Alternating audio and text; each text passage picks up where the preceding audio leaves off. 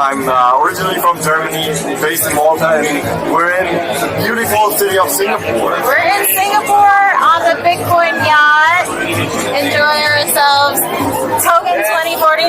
Hey guys! Let's fucking go! Yes, I want to hear more about Liquidium. Like, how did you start the whole project? What was the passion behind it? What's your motivation? Yeah, so we originally started on Stacks, which is a sidechain to Bitcoin, and we built an NFT lending platform on there. It was just 3 people, and yeah, so like NFT lending seemed to interest people, but then ordinals came out, and we were like, hell yeah, that's like NFTs on layer 1 Bitcoin pretty much, right?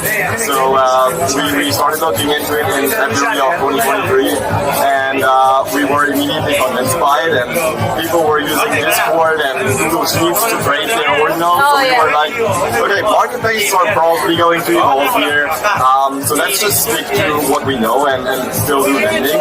And yeah, then we kind of figured out all of the Bitcoin technologies, PSBTs, DLCs, and stuff like that, and then launched the first DeFi application on Bitcoin. Ooh, that's huge, because ordinals is the new, superhero in town. Exactly, it's basically like, it's the same thing like NFTs on Ethereum and stuff like that, but the difference is that it's like actual data on chain, so like it is like on like NFTs, the IPFS server can go down, ordinals there, like your data on Bitcoin, so if you subscribe your NFTs, if you subscribe your art, if you subscribe your music, it's there forever, on the biggest chain in the world, and it's super secure.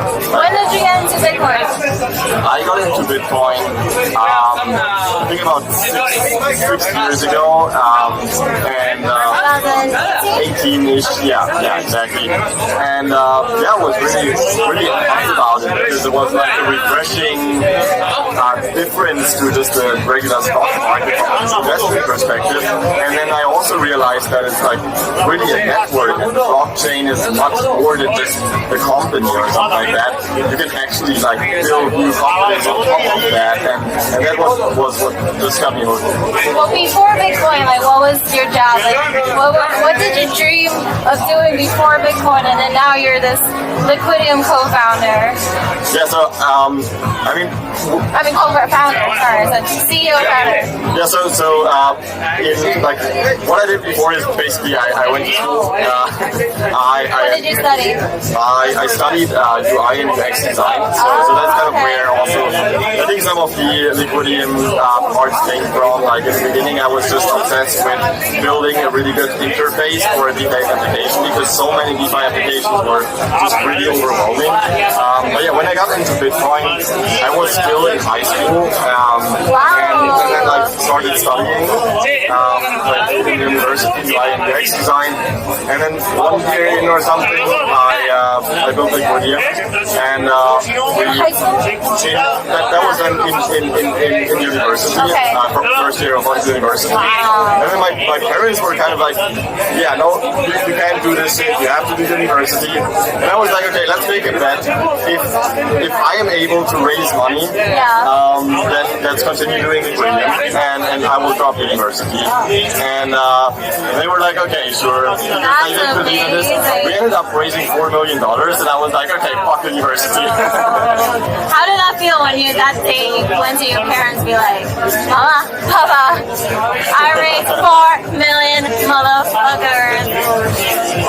Do you remember that day? Yeah, I mean, I think they were really in disbelief. They were like, is that like real money? And I was like, I think so, yeah.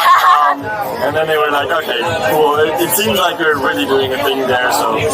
That's amazing. You won the bet. I think in crypto there's a lot of that energy where you have to fight through the noise, because everyone tells you otherwise.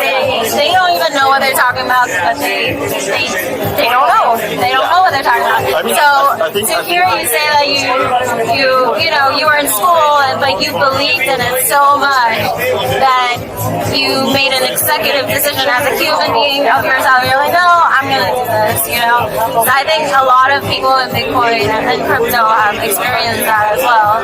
Yeah, I think there is like a lot of traps in crypto. So if you're building in a bull market, it is very, very difficult to to see if your product actually has like product market fit.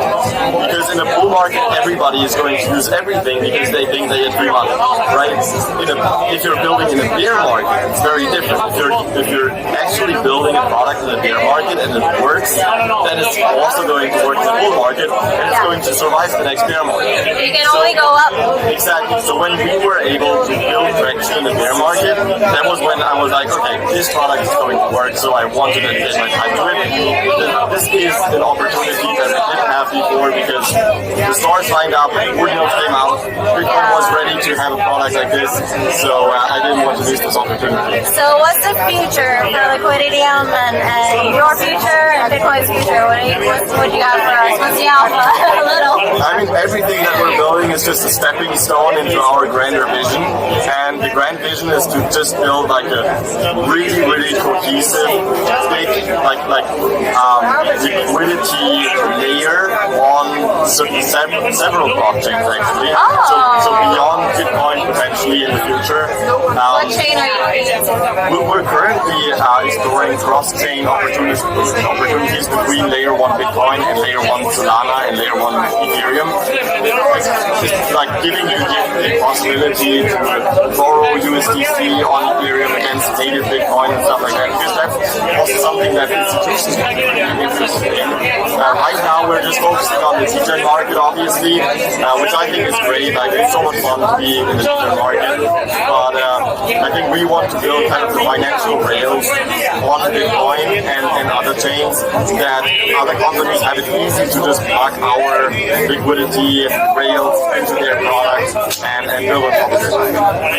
You heard it here. This is alpha. This is some alpha, yeah. We haven't released this publicly. They don't know. That's why collateral loan is like, I'm giving you a gift when I'm teaching you this. And then people, sometimes they don't know what I'm talking about. But thank you so much, Robin. It was so cool chatting with you about your project and getting to know you better. Thank you so much, and you had a great performance tonight, so congrats to you. Thank you. I just sang a few songs up on this yacht, on the Bitcoin house yacht, and Robin came out and was like, you like my music, so that's really cool. How do you feel about music NFTs? I think they are very interesting. So I believe that NFTs are, in theory, just a certificate of ownership, right? So it doesn't have to be a JPEG, it doesn't have to be music per se, it doesn't have to be real estate, it can be everything. It's just a way to tokenize. Yeah, exactly. It's just like, I'm going to show the world that this asset is there and it belongs to somebody. So if I want to buy some music and I want to own it, an NFT or even better, an ordinal is just perfect for that. So I really think that we should think broader and not only focus on JPEGs, but also like embrace music, embrace music, perhaps. Exactly. Put it in history. It's amazing. Cool. I agree, 100%. Well, thank you, Robin. And it's been amazing.